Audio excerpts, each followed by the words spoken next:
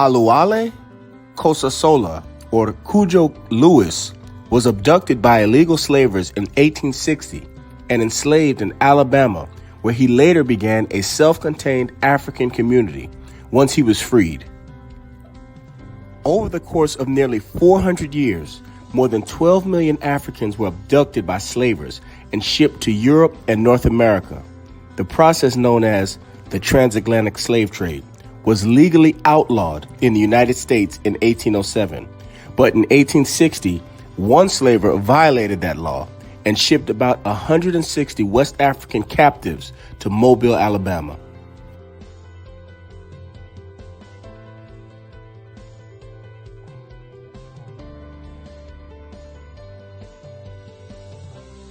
Among them was Cudjo Lewis, who is now known as one of the last survivors of the transatlantic slave trade. In 1927, Lewis was famously interviewed and filmed by author Zora Neale Hurston about his traumatizing experience as a slave and his attempt to recreate his West African homeland in Mobile, Alabama.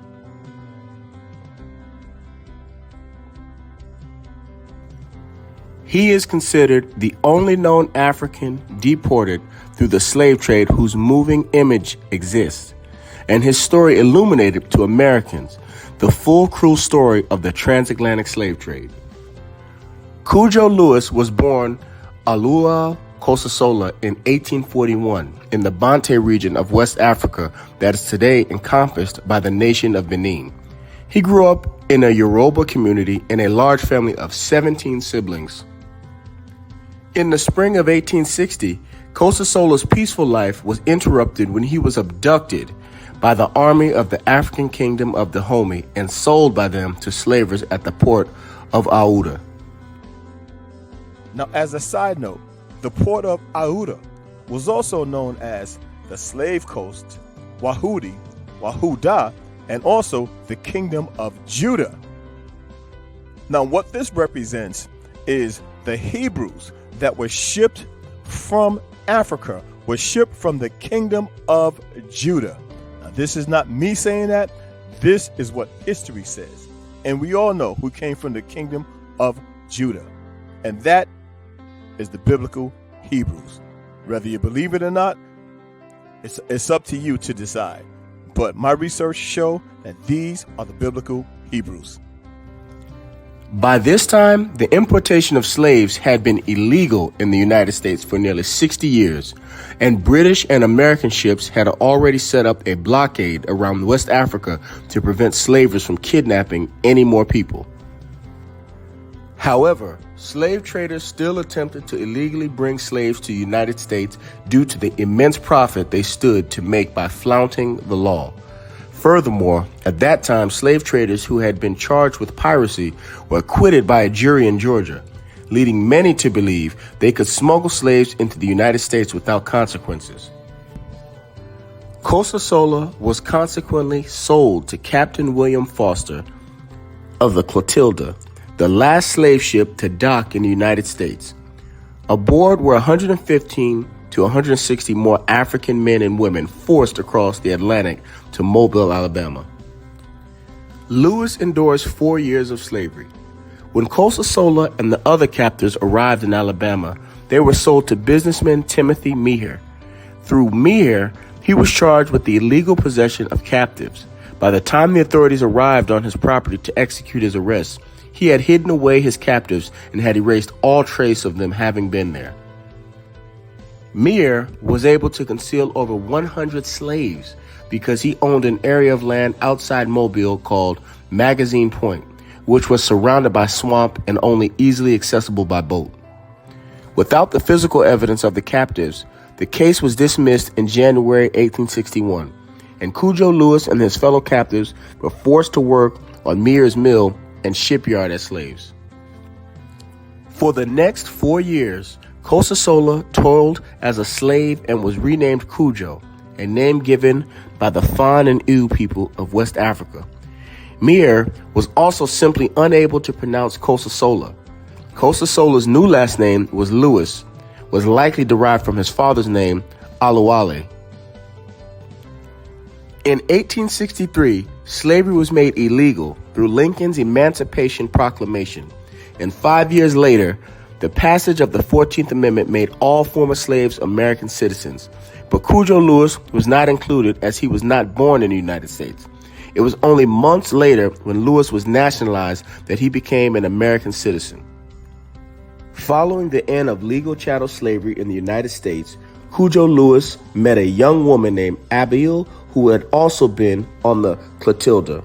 Together with many other freed Africans, they attempted to raise enough money for a voyage back home to their respective communities.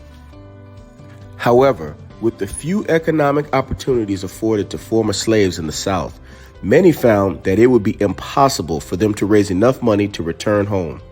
Cudjo Lewis decided that if he couldn't go home, then he'd create a new one right there in the South. While they continued practicing most of their West African traditions, many in Africantown did adopt Christianity and built a church. The community took a chief named Charlie Potiet and a medicine man who went by Jabez. Cudjo Lewis officially married Abiel in 1880, and the two of them lived on their land, which Cudjo Lewis farmed and organized like a Yoruba family compound. They had 2 sons together, one of who continued to live in a house on Cudjo's property when he married and started a family, in typical Yoruba fashion.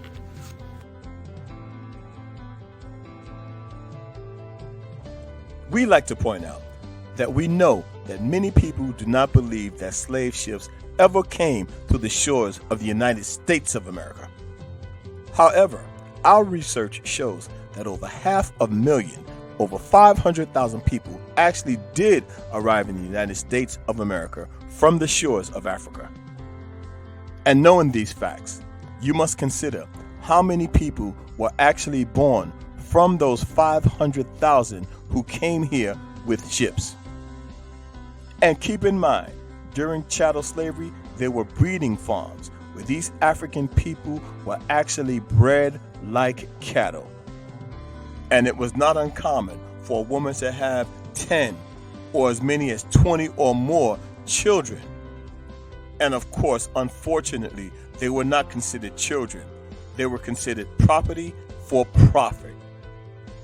For there was incentive of the slavers to make sure that these people had as many as children as humanly possible. And I've heard and read stories where one man had as much as 300 children, and unfortunately the atrocities had no limits. The men sometimes had relations with their family members, which we won't go into at this time. So when you consider these facts, this would account for the large number of enslaved indigenous and African people here in America. The African people who were born here with the ships and the ones who were born here did not know the areas as well as the indigenous people, the indigenous black people who were already here. So it was much easier for the indigenous people to escape because they knew the area. However, if you're born on the land or if you just come here from a completely different location, you have no idea where you're at. So keep in mind, 2 things could be true at the same time. So yes, I believe many people came here from Africa, and I also believe that there were millions and millions of black people indigenous to America. 2 things can be true at the same time. And of course, let's not forget the ones who were born here, the millions who were born here. The fact that there is a record to this great man known as Cudjo Lewis is a testament to his perseverance and determination to make it through the voyage in the hulls of ships to America to establish a whole nother town known as Africatown in Alabama, and also shows that no matter what you're going through, you can accomplish what you will. Even in the face of racism, segregation, Jim Crow, the Ku Klux Klan, this man still stood and he established himself here in America. The Black Excellence and Abundance channel, where Black history is every day. Thanks for watching. Please like, comment, share, and subscribe. And remember, thou art rich.